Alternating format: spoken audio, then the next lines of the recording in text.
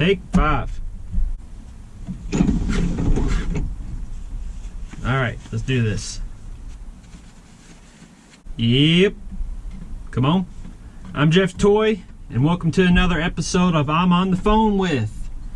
I'm on the phone with Aaron Weber today. Aaron is a Nashville comic. You can check him out on AaronWeberComedy.com. Aaron has become a regular at the Zanies Comedy Club. In 2019, Aaron became the youngest to perform at the Grand Ole Opry, and he is currently a co-host on a weekly podcast, Nateland, with Nate Bargatze on All Things Comedy Network. I met Aaron a few years ago. Him and Dusty Slade did a comedy show in a punk rock basement called Dog and Mouse House, and I've been following him ever since. I'm excited to have him on this episode. So, come along.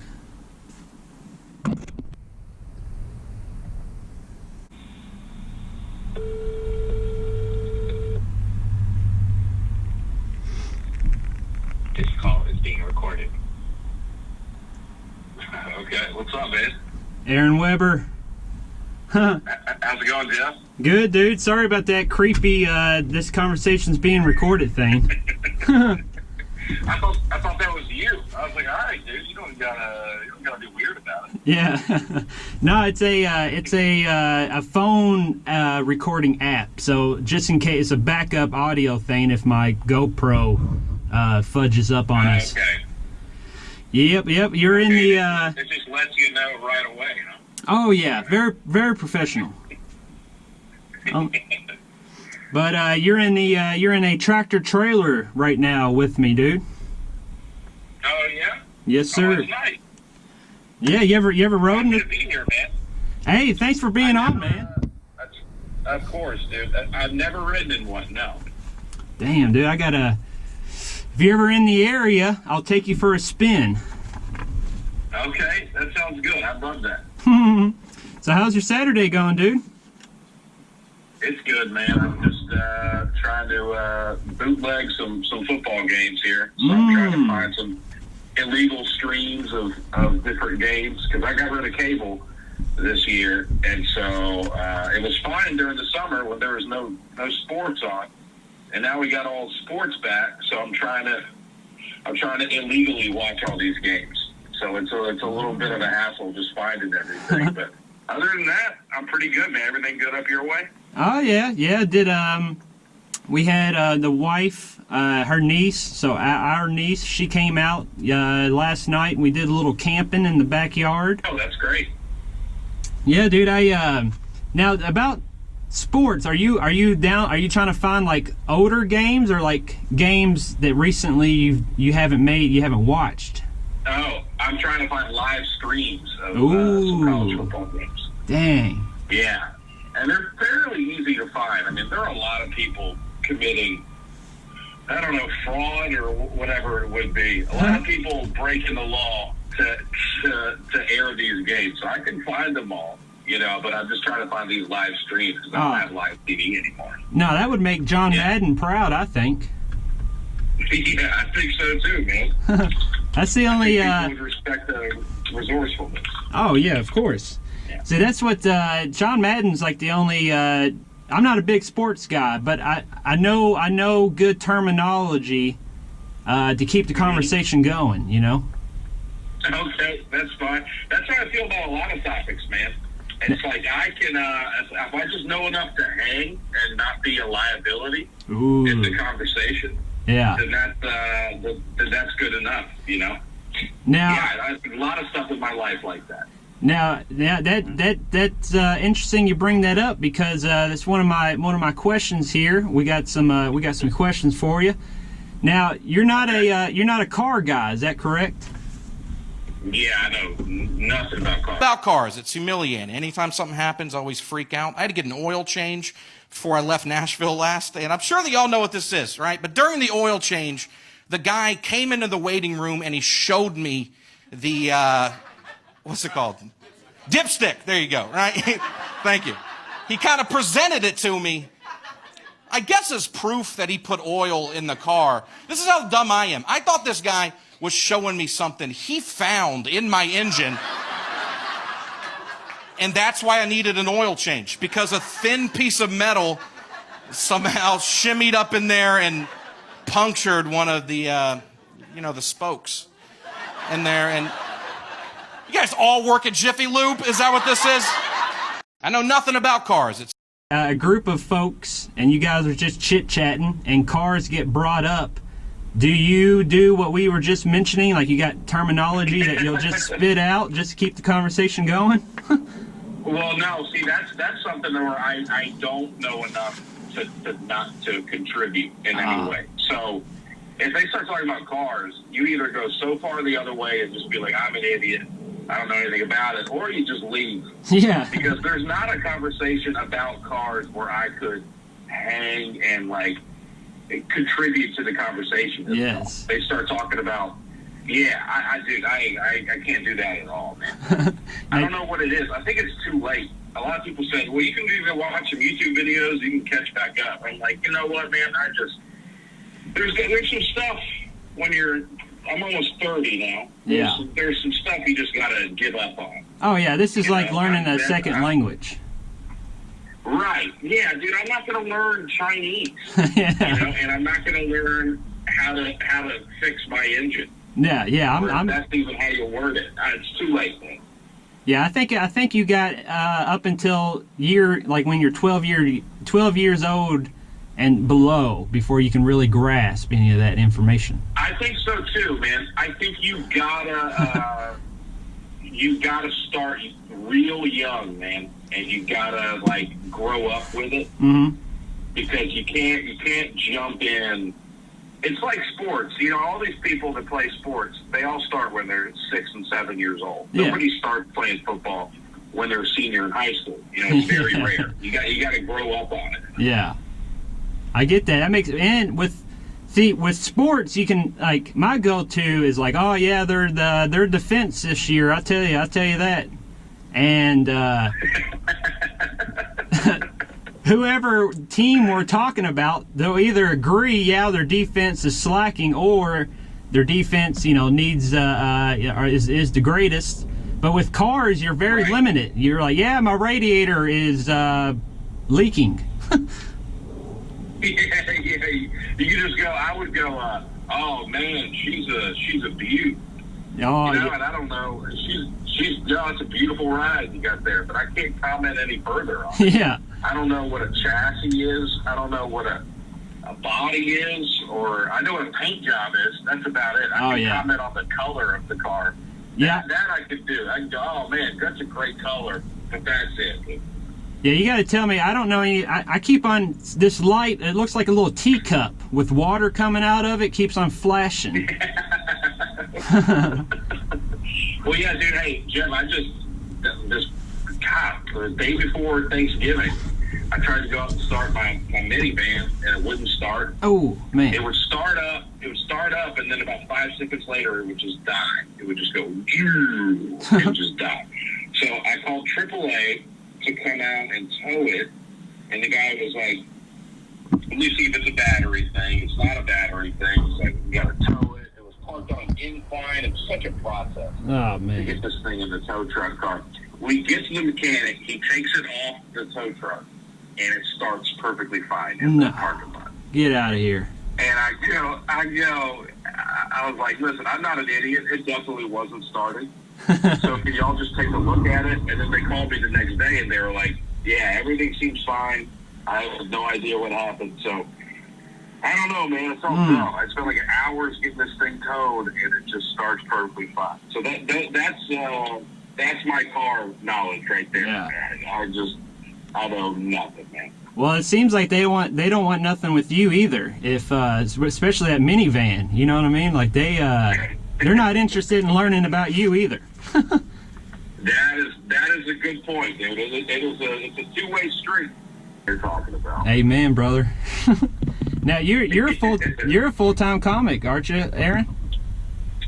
I am, yeah. September of last year, I quit my day job Rockin' that I had for about 4 years. I quit that, And then, 6 months later, the world ended. Oh, And, man. now we're here. It's been great, though, man. I wouldn't have, I don't have any regrets. Oh, yeah. I'm here. Yeah, man, I think it's a privileged thing, maybe, but, I feel like a lot of people I've spoken to, personally, during all this stuff, they've been doing pretty fine personally, but it's, outside what you see on the news and all that, pretty typical news stuff. Yeah. We don't have to go that way. Right. Where are we going? Where are we going with this? But where were you working at 4 years? I was working at a marketing company here in Nashville. I was doing social media stuff. So it was a cushy kind of BS desk job that I had for a while. That I could work remotely. I could kind of just set my own hours. It was actually like the ideal situation to have doing comedy. But it just got to a point where I just wanted to quit. I mean, that was always the goal. When I started doing stand-up, I was like, I just don't want to do anything else. Yeah. So once I got to the point where I was like, I did the math and I made a little spreadsheet, and I was like, how can I survive? And I determined that I could, so I just quit that job. I don't miss it one bit. Oh, that's beautiful, man. Having to wake up and call in and all this stuff. So yeah, it's awesome. That is beautiful. Now are you recently engaged, man? Yeah, in February. Got engaged in February. Oh, congratulations, man. Thank you, man. Yeah, it's exciting. Were you and your partner together before you started doing comedy? No. We started dating maybe about a little less than a year after I started. Okay. So this was all in the brochure. Yes. I was kind of already doing it when we started. So I know some couples, man, if they want to start doing stand-up after they're dating, then it just kind of changes the whole dynamic of their relationship. But I was going at it pretty hard when we started dating. Yeah, that's awesome, man. Yeah, that's what you just said about that. I'm Exhibit A, for example, because I just started comedy just a couple years ago, and it kind of shook the whole foundation of if I want to continue to pursue it, being out, on the weekends and the potential travel and all this. A lot of what ifs, but we're doing a lot better, taking it one day at a time, because you never know where this. Especially these days, you never know what comedy is going to end up being like for individuals. Right. Yeah, dude, I've been. That's great, man. Yeah, just to have somebody who's supportive and kind of lets you do it when you want to. That's great. Amen, dude. Now, how does your extended family, or just your family in general, handled your pursuit of comedy? Well, I think everybody's supportive of it. Nobody was. If my parents are worried, that's something they kept to themselves. They. I feel good about my back. If everything goes wrong, I think I'll be all right. Yeah. So I think they think that too. It's not like if I end up quitting comedy or I get I don't know. If I get canceled or something and I can't do stand-up anymore, I can go get a job somewhere. So they know that. But I think they want me. I come from my mom's a musician, or she was for a long time, and my dad's a musician too. So there are people kind of in the arts, I guess, or they perform. So they kind of understand the drive and the desire to do it. So yeah, everybody's been cool about it, man. If they're talking crap, they're doing it behind my back. Yeah. If you don't know about it, who really cares? Exactly. Yeah, talk all the crap you want about me, just don't let me in on it. Now, some of these questions, I'll have to say, my wife wrote these down, and I'm just curious at this point. But what were your moves as far as when y'all first started dating? What's your partner's name? Lucy. Lucy, what were your moves? What does that mean? What about my moves? Yes, I'll give you an example. So, I'm married. I've been married for 4.5 years. We dated 4.5 before we even gotten married.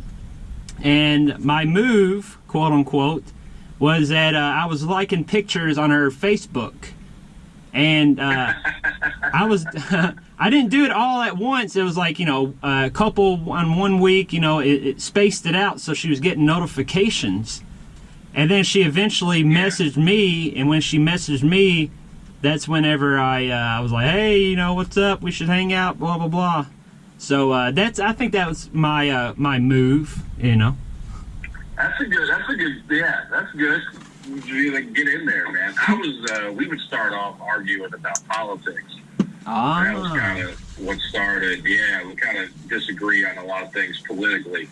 So that just we'd have these long arguments over text and over Facebook and stuff. So that's kind of how it started with us. Dang.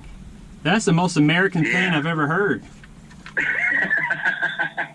That's right, man. Yeah, dude. That's we differ on almost everything. So we just had these long, never vicious or anything, but just kind of long arguments about stuff, and that planted the seed for sure, I think.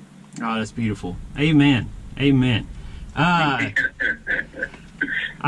did a little intro before I gave you a call, but you're co-hosting on the podcast Nateland. How's that going, dude? Right, it's been great, man. Yeah, it's a podcast with Nate Bargatze and then Brian Bates, who's another comedian in Nashville. It's been awesome, man. We started it during like quarantine, like June.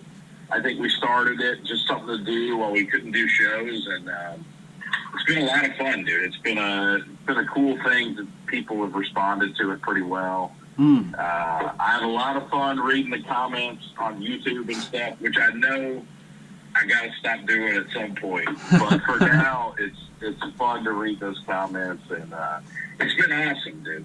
It's like, how's this been doing these calls? I mean, it's just fun to do something, right? You gotta do something. That's awesome. Can you do shows up there for now, or what's it like up there right now?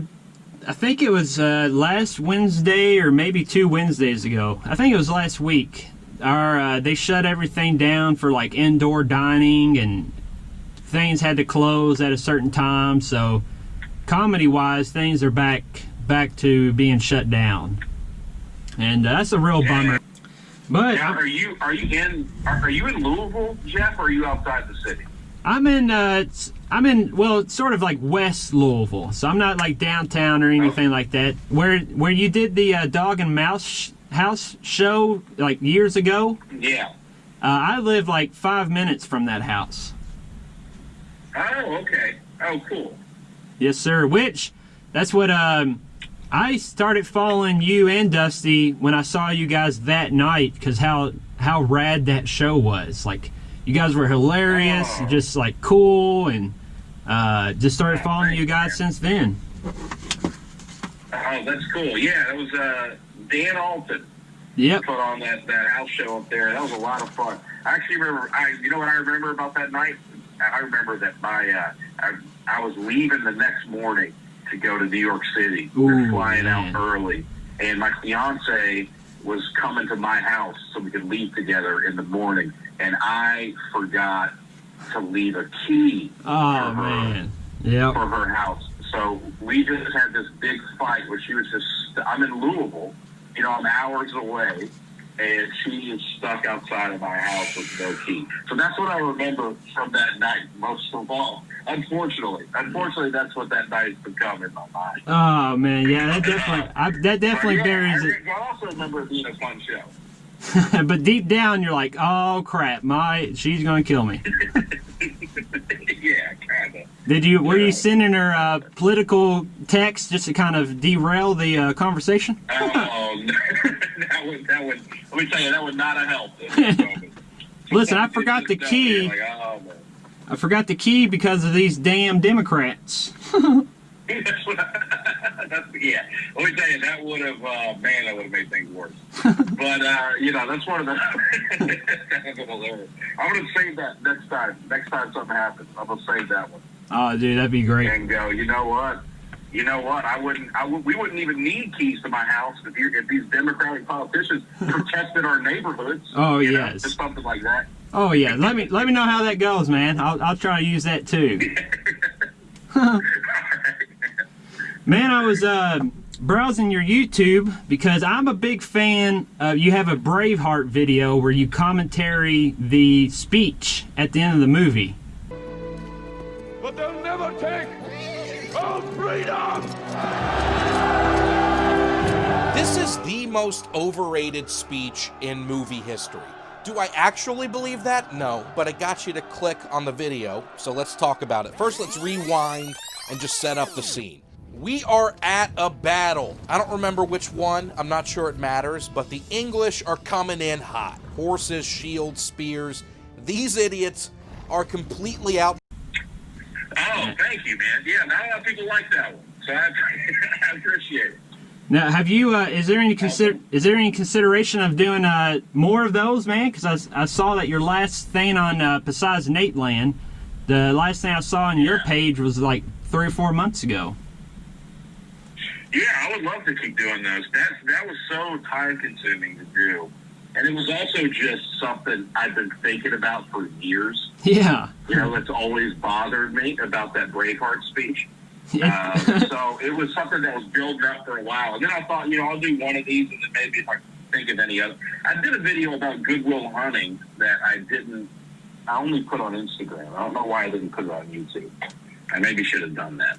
I'm real bad about, dude, I know all these. I need to put stuff on YouTube. I need to keep putting stuff on TikTok, all this stuff, and I'm just, God. And I told you my old job was a social media manager. Yeah. Like, I'm pretty equipped to get this stuff done, but I'm just kind of bad about it, man. If you have any ideas for videos, for movies that you want deconstructed, you let me know, man. I'm your guy. Well, I appreciate it. There's one that comes to mind. Now, and it's have you seen Men in Black fairly recently? I have not fairly recently. I don't know a whole lot about it. Yeah. I've seen it before. Yeah, probably enough to gather. But the Tommy Lee Jones character, Kay, is not a good dude, not a good employee. Dude, the thing, like, that movie was, I think, you know, the movie is like a 2-day episode or adventure that they're on.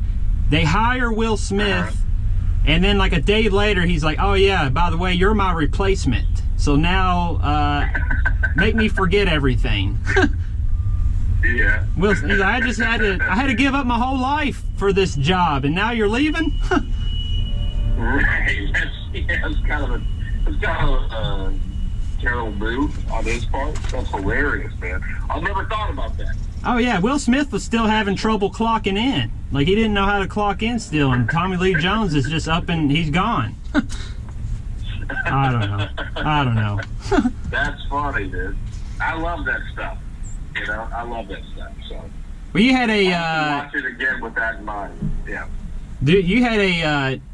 Because it is like I'm doing very like minimum editing on certain videos, but videos like you did, like that Braveheart one, and you have a quarantine man excited about his DVD collection. But look at all this. You could this is hours and hours. This stuff's not on Netflix. It's not on Hulu. It's not on Amazon. Have you checked? It's all, I have not checked.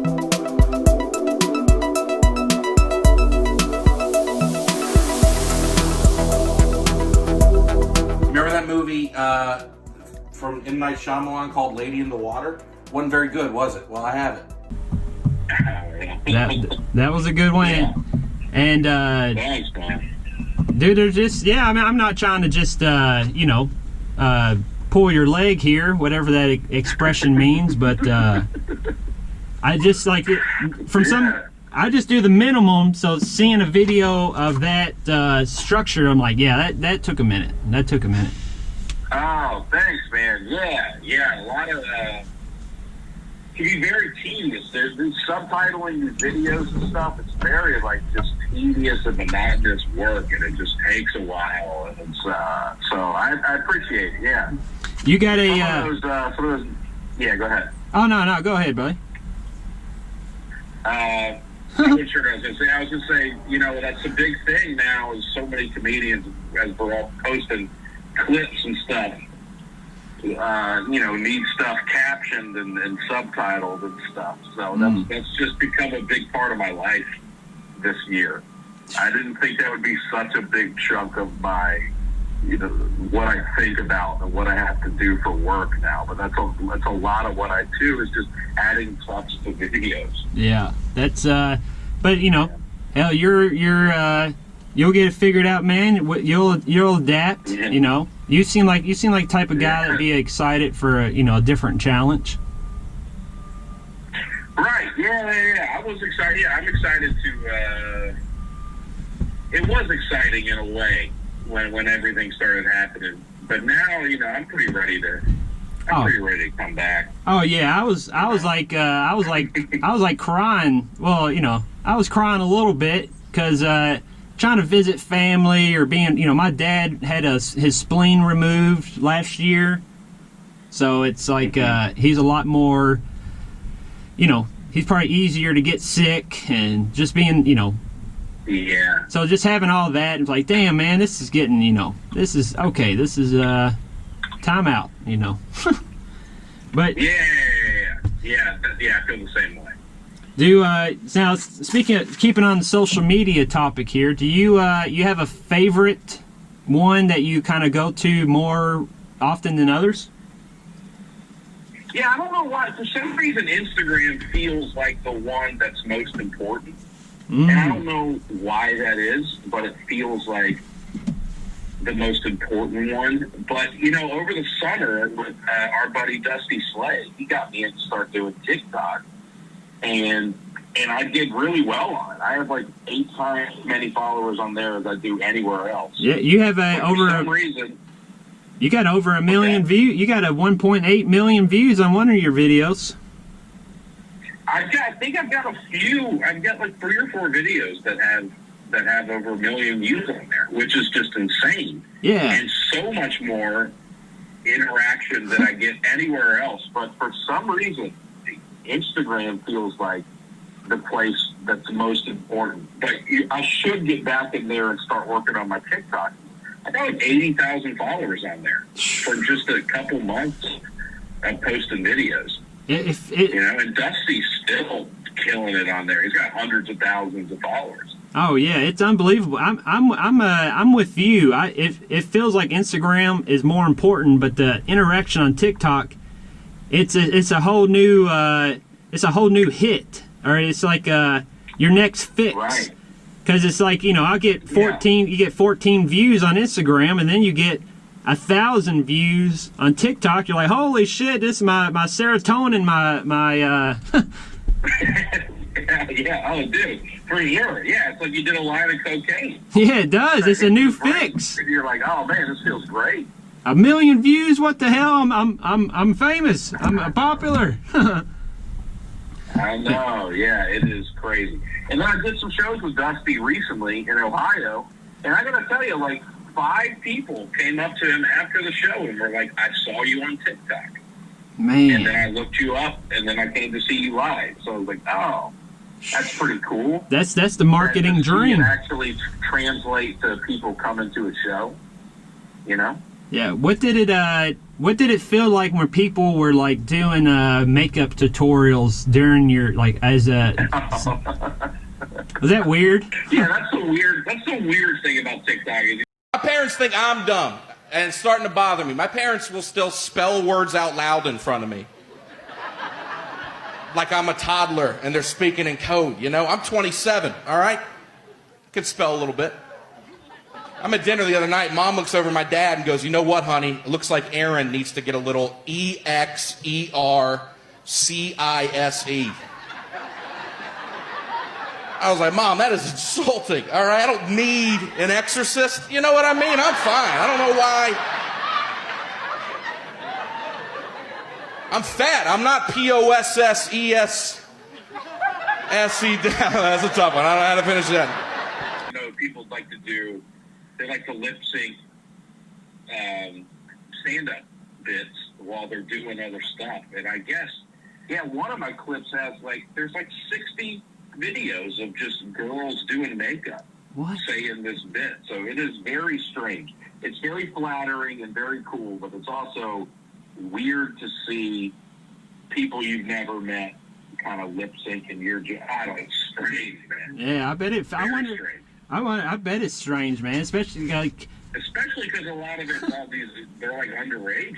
You know, they're teenagers. yeah. So you're like, oh man, what is going on here? Yeah, TikTok's a weird. It's a weird little platform, man. Have you? What would you say you get? What was your weirdest thing that you've stumbled across on any of the social sites?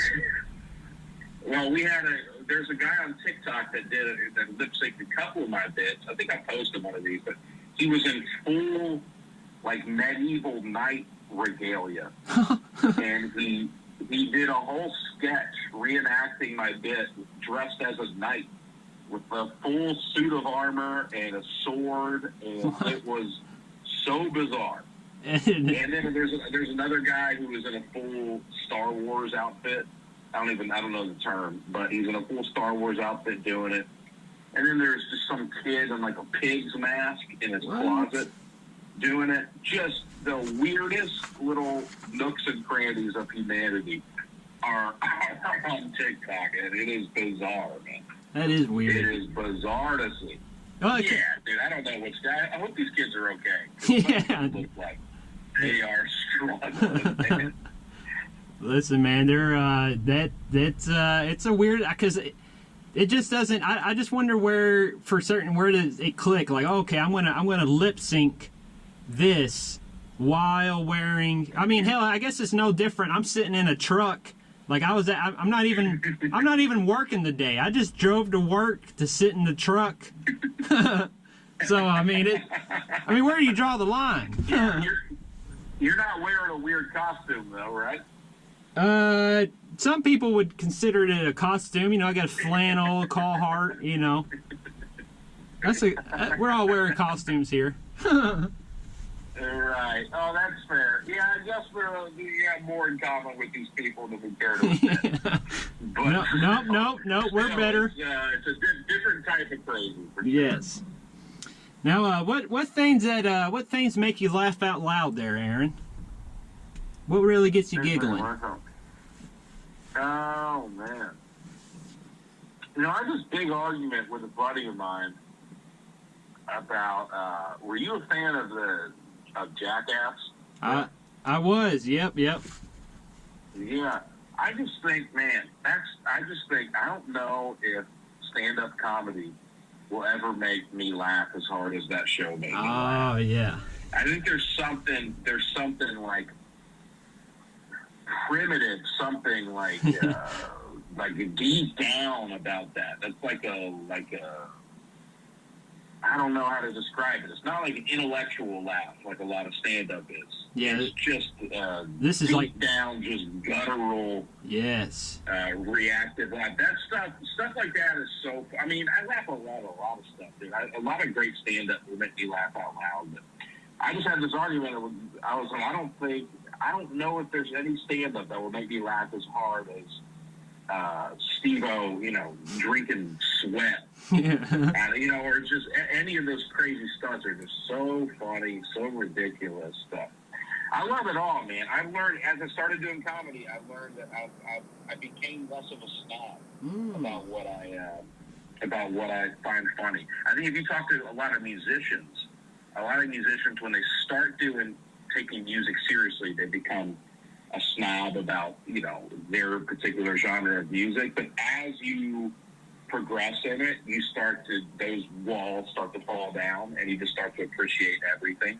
And you can find things to be impressed by in pop music and everything else. So that's how I feel about comedy. Like when I started, I was just such a douche about Bill Burr's the only funny comic, all this stuff. And then, you start doing it more, you just start to appreciate everything. Yeah. And so that's kind of where I'm at. I don't know. I'm not too good for any laugh. If anything's funny, I'll laugh, man. Oh yeah, man. That's I would say that's very mature of you, man. Because I see that where that makes a lot of sense. Because it seems like you're kind of people who have that very, I like Bill Burr, or I only like old Metallica. Like those people are kind of already. Right. That's all you're really listening to anyway. So when you start branching out, you kind of start accepting the more as you branch out more. So I can see that. Exactly. Yeah. Do you have a speaking of like you branching out and who if you had a lineup on a comedy show, who dead or alive, who would they be?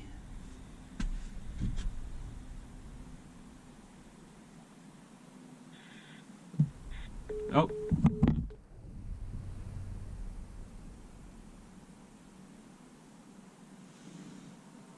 We lost him. Yo, dude.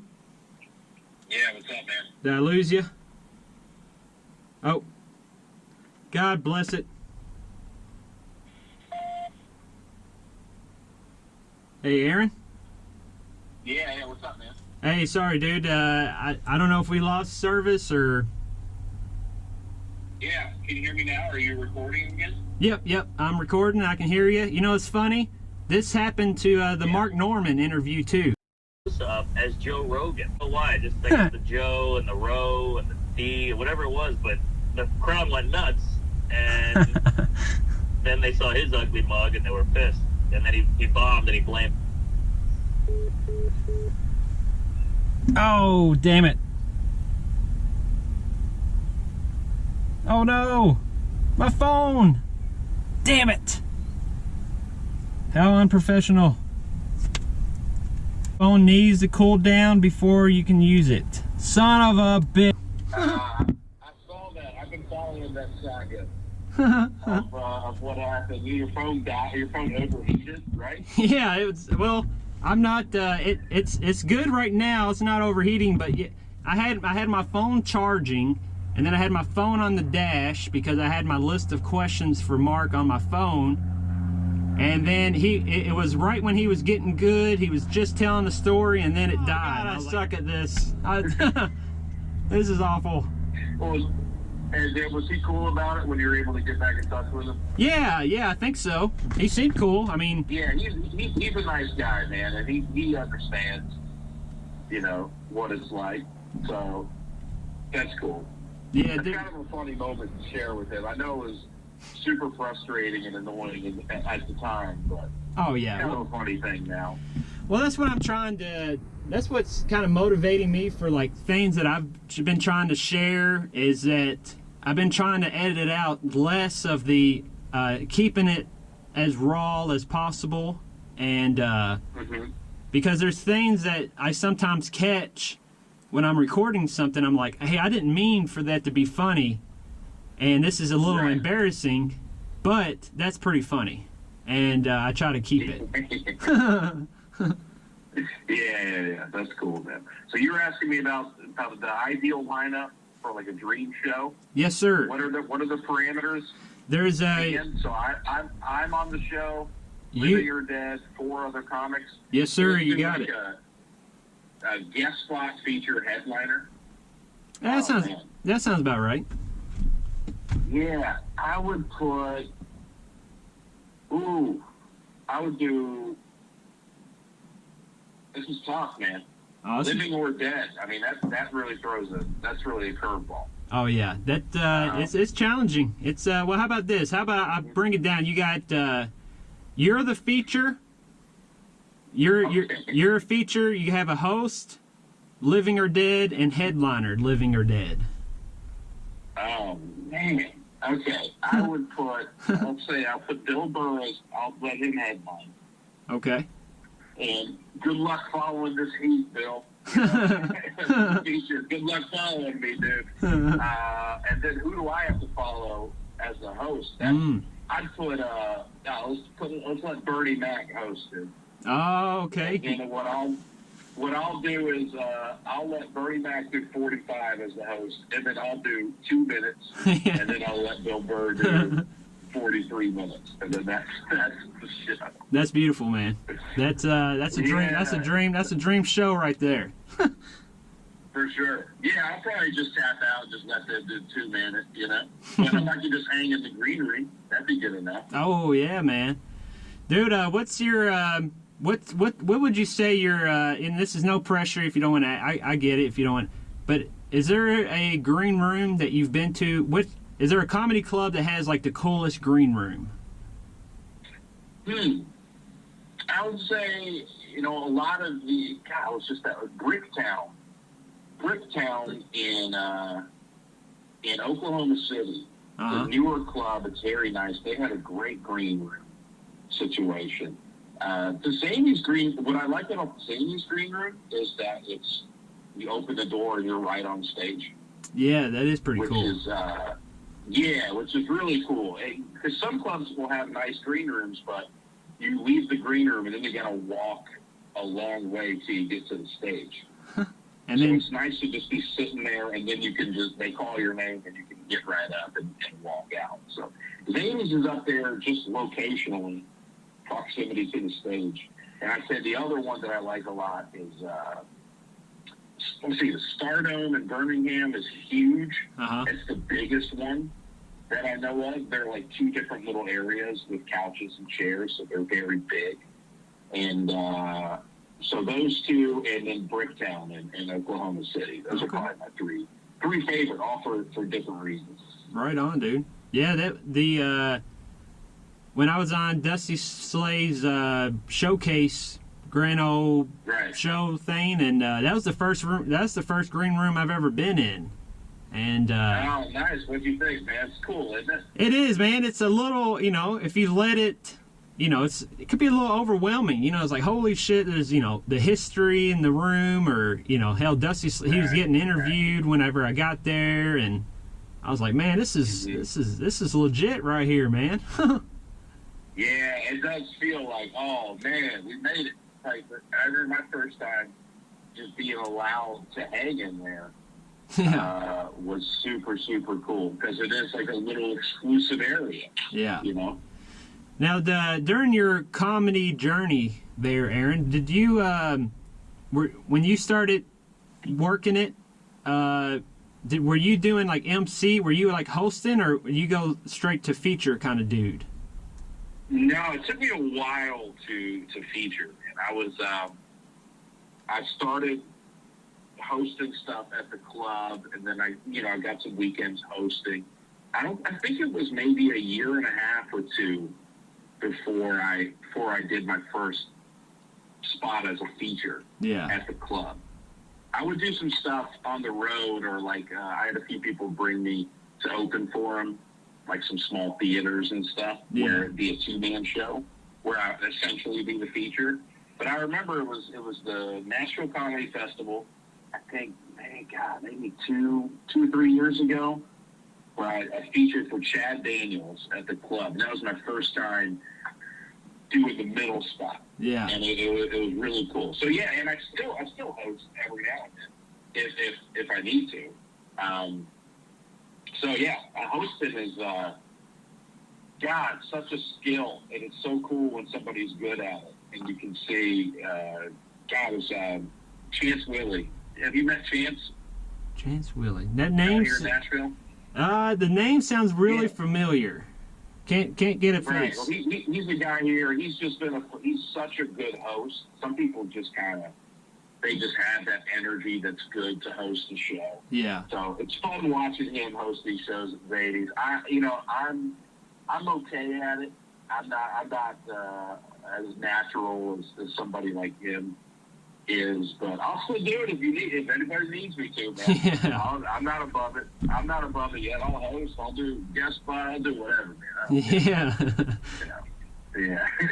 But that's typically the progression. Yeah, you start off hosting, you get a weekend hosting, and then, eventually you get enough time and you get comfortable enough, you get that middle spot. And that's start being the middle act. Man, I'm loving been doing guest spots. I like a good guest spot, man. You're just in and out. Guest spot's fun, dude.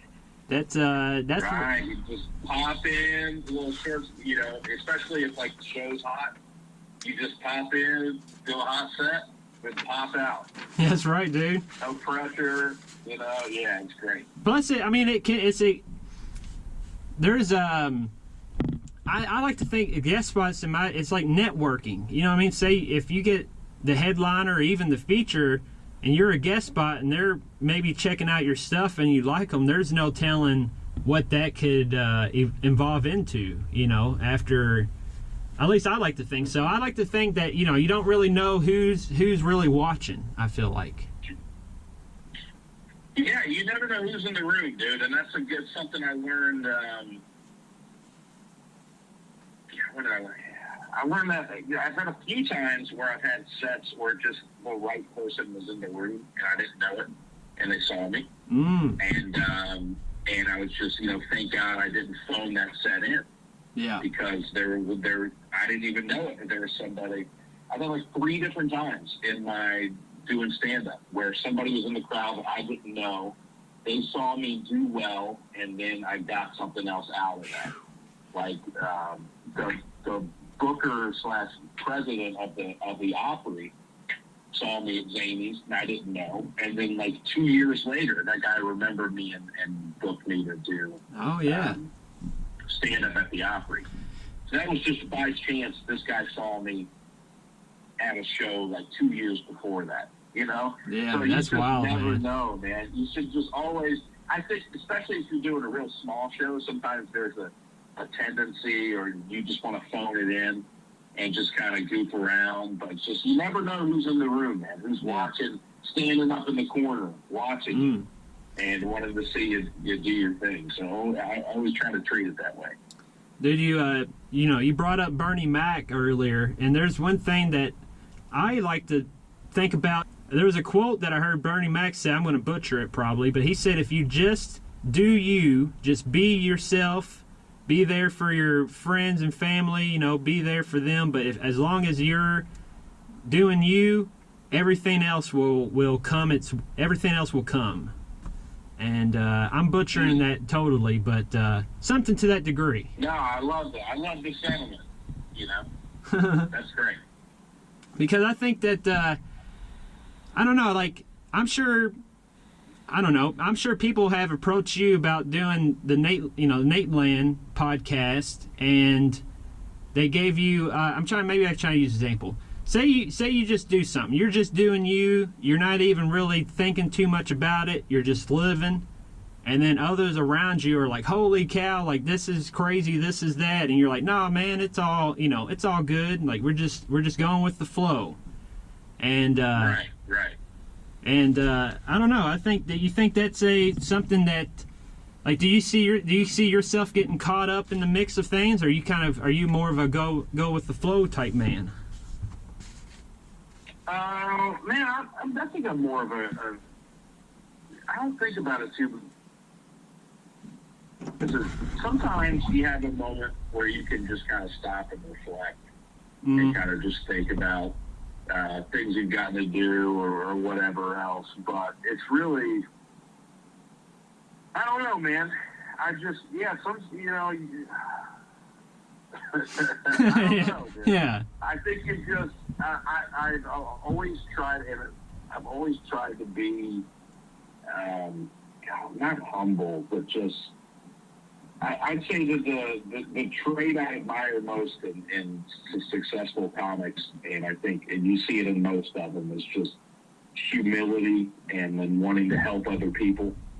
So, yeah, that's I try to emulate that the best way I can. Yeah, man, helping other comics, dude. That's it's a good feeling, man. Is there anything that you recall offhand that you've done for another comic? I mean, hell, you're doing this interview. If you get opportunity, I'm just now starting to get opportunities where I can take my friends on the road with me and do spots here and there. So just little stuff like that. is cool to get to do, and hopefully, you get to do more of it. Oh yeah. In the future, but that's the goal, dude. It's just doing comedy with your friends, man. Yeah. That's like the ultimate thing. So if you can get to a point where you can do that, that's it. That's everything. That's a good dream, man. And you're doing it. You'll do it. You're doing it. You'll do it, man. I see. Thank you, man. What is that? What was that lady with the commercials that had the crystal ball? What was her name? Madam. What was her name? Oh yeah, Tassard, or what was it? She did the I know who 90s. you're talking about the big black woman who told the future. Yeah. I'm sure she has good things for your future. I'm sure. Thanks, man. I appreciate it. No, hey, the holidays. You too. I feel that way about you, man. Oh, It's been a while since I've seen you do stand-up. I saw you at Dusty's show, and I don't know if I've seen you since then. I think that was probably a year or so ago. Yeah. That was in January. That was a wild week, man, because we had to put one of our dogs down 2 days before I did that Dusty show. And wow. So I had brutal. Oh, it was brutal. Well, hey, dude, and then something great. That's a good way to. Something great happened in the midst of all that. Oh yeah. You have to do a great show, So that's cool. Oh yeah, and she was older, man. I think some dog owners will keep their dogs just hanging around just for their selfish reasons, And if we could probably could have pumped her with some meds and kept her around, but we were like, you know what? Let's just go ahead and call it. We had her. She's a good pup, and so I mean it's all a circle of life, my friend. And I'm not crying right now. And but hey, the holidays are approaching us, Aaron. Thanksgiving just passed. What's your favorite holiday? Oh man, usually I love Thanksgiving, man. I'd say that's probably my favorite one. Football's on, great food. I don't mind giving and receiving gifts. Like some people, I'm not stressed out by it, but it is nice to just have there's no giving presents element to Thanksgiving. Yeah. I think it's nice. It was kind of weird this year. I think this is weird for everybody.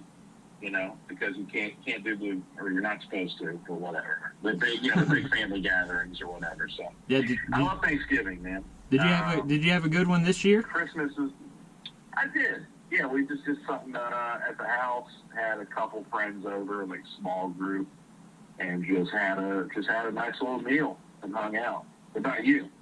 Anything nice? Well, we had the in-laws, my wife's family. They did theirs on Wednesday, and I'm doing mine with my family tomorrow. But it's already kind of a small family anyway on both sides. But the in-laws, you could feel it in the room. Like everyone's kind of thinking current events. Everyone's a little worried about a sneeze or a cough, and you're like, oh God.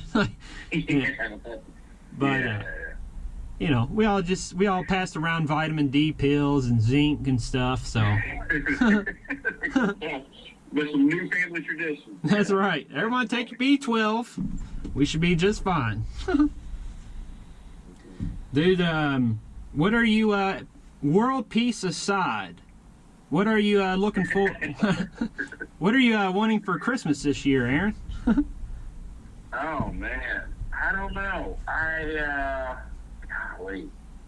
You get to a certain age, you start to really just need practical gifts. Yeah. Like I really just need like some socks. Yeah. So if Yeah. I want to get like a 100-pack of just socks. Oh yeah. That I could just always have. I mean, like wearing a new pair of socks is one of the better feelings that an adult can get. So you can't beat it. Yeah, dude. If I just get a bunch of socks, that's all I want. The days of wanting, like, a flat screen TV or a trip or all that stuff, I just need some clean socks to put on. Yeah. That's all I feel. Are you a white sock man? You wear all white, or are you black? Black socks, dude. Black. Really? Man, Yeah, interesting. White socks feels, I don't know. They've got white crew socks. Yeah. I think that's a tough look, dude. I think it's a tough look. I got that. I wear black ankle socks. Oh, black ankle That's all I socks. wear. Oh my God. You're a murderer, not dude. the, You're not the no shows, but just like a little, where they got like a little bit of a lip at the end of them. yeah. You know, that's the ones I like. Do you wear during the summer? Do you wear like Vans skateboarding shoes? No, I've never had a pair of Vans, man. I was just stereotyping you. I don't know why I thought that. There was a time in my life where maybe I would have worn that, but I don't know. I don't even know what I wear anymore. I wear a pair of Walmart flip flops, and I wear black socks with flip flops. It's Oh, a yeah. terrible look. Get the And, sock. I just don't care anymore, dude. I used to put a lot of thought into it. I just don't care. No. It's funny whenever you stop caring, people will come up to you and say, "Hey, I like your style," and you're like, "I literally did not even think about this." Yeah, right, exactly. Hey, dude, I like the vibe you're putting down. It's like, oh, okay, this is called just me not thinking about it. Yep. These Crocs are too small. I couldn't find another black sock. No big deal. But man, I tell you this, Right. dude, I haven't wore any underpants since 2008. Believe it or not. Oh, really? You're freeballing it? Yes, sir. Yeah, for years now, man. Are you? You said just socks. Are you not an underwear guy? Are you good on underwear? I am an underwear guy, but I'm set on underwear. I for some reason, I found this brand that I like, and I just bought a ton of them, so I'd always have them. So I'm like stocked up on underwear that I like. So I'm good on those. I don't know I just lose socks. I don't know what happened. I never have a pair just like right there when I need it. Yeah, you need know? socks. You need socks for Christmas. Underwear, I'm set. That's a bold move, dude. Just going on underwear. I respect it. Oh yeah, dude. I'm talking. Recommend it, or is that just a personal choice? Well, the thing Is was, that something you recommend to people? oh, I try to recommend it. I mean, it's mostly for men who have like thunder thighs. You know, if you're rocking childbearing thighs, I feel like underwear. What they do is because I'm a boxer. I was a boxer brief guy, but Yeah. they would always ride up. They would get all bunged up, you know, and then Yeah. you can kind of see like the outline of your bunged up boxers through your pants and Right. so it's just, I was tired of that, and then, you just, after a while, you just stop noticing or caring, but some places are a lot more acceptable. If you're at work and, blue jeans, it's a lot different than like sweatpants at the gym, that's a little... Right, yeah. If you go to a funeral, man, maybe put some underwear. Oh, yeah, that's sinful, I think. Like a wedding, like did you wear it at your your wedding? Did you wear an underwear at your wedding? No, I don't think so. I don't think I did. I love it. I love it. And I got some, in this segment, I'm going to call this segment. This is the first time I've done this segment, but Okay. I got some rapid fire either or questions for you. So, we got Waffle House or Denny's? Waffle House. Boom. No question. Cake or pie? Oh, man. That's I'm going it. to go with pie, dude. Hey, me too. I love pie over cake. I'll take a birthday pie. Cake's only ever around if it's somebody's birthday. A pie you can just have. Oh yeah, we had it last night just because. Yeah, absolutely. You a dog or cat person? Dog for sure. No, we have a cat now. My fiance has a cat, so it's kind of our cat now.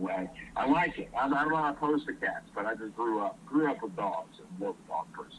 Oh yeah, I like a good cat that acts like a dog. Right, that's what this one does. Yeah. It just hangs out. It doesn't scratch you or do anything. It just kind of chills. Amen. That's all you want. You got NASCAR or drag racing? NASCAR for sure. There you go. I just went to a NASCAR race with Nate Bargatze up in Kansas City. It was a lot of fun, dude. Oh, NASCAR, really? Underrated sport to attend live. It's just so much fun. Dang, you don't. Is it the crowd interaction, or is it like the cards is actually pretty nice watching them? It's everything, man. You go down and just stand by the track, and when the cars drive by, I mean, it's pretty amazing. The noise and the vibes, everybody around, everybody's in a good mood. It's just fun, dude. It's just a fun way to spend your day. Now, with how the current events are going on, and people are telling us what to do they make you wear earplugs at NASCAR shows? Well, we didn't. We were only down in everybody had a mask on, first of all, which I thought was, if you talk to somebody who's not from the middle of the country, they probably think a NASCAR race in Kansas is probably the epicenter of COVID, right? But you went there, everybody's wearing a mask. We were only down by the track for a little bit, so I didn't have earplugs in. But I saw a lot of people wearing them. Yeah. And I imagine if you spent the whole race down there, dude, you have to do something. Because it is so unbelievable. I could not, it's hard to describe how loud it was. Oh, yeah. Well, I'm just trying to make sure people aren't telling me what to do at my NASCAR show. That's right. Yeah, dude. I mean, I think if they tried to force it on you, there'd be a lot of that reaction. Yeah. People would be like, "You can't tell me what to put in my body." Yeah. Hey, if I want to lose my hearing, I'll do it on my own time. That's right. I'll do it. Yeah. If I don't lose my hearing, that's not right as an American. You got Google or Yahoo search? I don't think I've ever used Yahoo search, man. Yeah. I've always Googled. You seen? I got a lot of stereotypes about you, man, and I've been wrong about each one. See, oh yeah, you always was a Yahoo guy. Yeah, I thought you were using, from your social media background and your job and wearing Vans during the summer. That's all right, dude. I'm an anomaly in a lot of ways. Don't sweat it. No, I'm just kidding, man. Hey, last question on this either or. You got colorful Christmas tree or all white lights on a Christmas tree? Oh, man. I like the colorful, dude. That's just what we had growing up. That's right. And, so we had one that you could kind of program where you could, just flip a switch and then they would shine in different ways. Or different patterns and stuff. So that's what I remember growing up. That's what I think of when I think of a Christmas tree. That's just part of it. So I might have to go with colorful for sure. Oh yeah, I'm same way, man. My mom had it all, colorful out, blinking, flashing. There wasn't, I don't think there was a single stationary bulb on there, and yeah. But the wife. That's the way to do it, man. Oh, I think it's a class thing, because we were kind of lower class, Section 8 housing, food stamps, and it was a colorful light. And my wife, kind of more middle class, all white lights. And really? Oh yeah, and every, I don't know what your folks were like in growing up, but it seems like anything below middle class was all colorful lights. Well, dude, if we're going off that, I mean, we had our tree looked like it was just so over the top, gaudy and tacky and colorful. And my mom would just hang. She would just hang school art projects. Oh yeah, made, just hang that on the tree and stuff. Was it your first haircut?